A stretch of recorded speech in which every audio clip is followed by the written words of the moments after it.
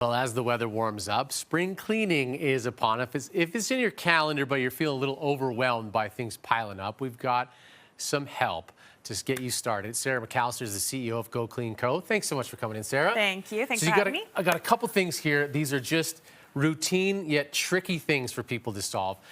So why don't you get us going here with this window? Okay, it's a mirror, but this works for windows too. So Yeah. a really common thing that people find in their homes is a fog on a mirror or a bunch of buildup. It's like it comes from the air, the furnace, like your breath, a hairspray, every cleaning products, everything like that. So lots of people get this fog and they don't know how to get it off. It's super easy. You just need some warm water on a cloth and then actually some dish soap, and you can wipe the mirror off.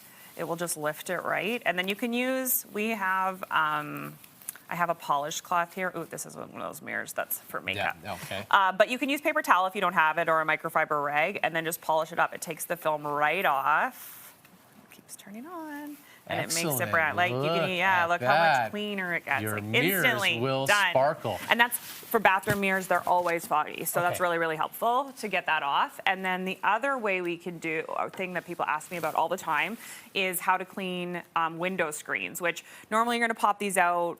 If we had a shower, we would put them in a shower. Okay, So I would okay. hose them off with the shower if you can, but then you still want to wipe them down. And we usually use just some powdered Tide laundry detergent, Okay. which is very economical because you buy a big box of it. Sure. You don't need a lot of it, like about half a teaspoon. Some hot water. And then all you do, once you've wiped them down, once you've sprayed them down, you just take a cloth and then you're just going to wipe them.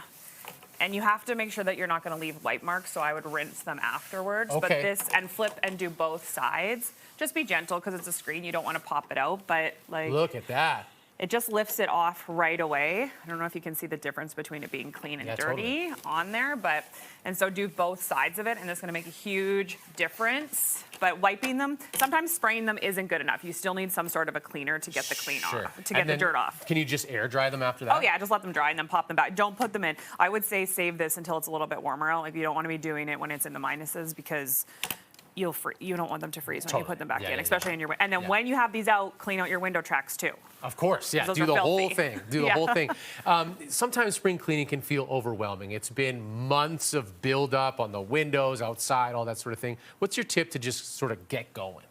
My method is one room at a time. So don't overwhelm yourselves. Bring all of your cleaning products, like the vacuum, the stuff that you're going to need, into the house or into the room that you're going to clean, and then work in a circle, work top to bottom, left to right, and just do one room in the day, and that's it. And then sit back, shut the door, don't let your kids or your family in. Like just lock them out. Just let it be pristine. Yeah, and just let them. And it's just one, and if it's too hard to do one room at a time, I say like one drawer at a time, your Tupperware drawer, and then it kind of has a domino effect where you feel really good about that, and you think, oh, the next room isn't going to be that hard. So that's the easiest way, that's the best way to take that step forward. Now you mentioned the soap here, the dish soap and the Tide. Is there anything else specific that people should have at all times in their house to help with the clean?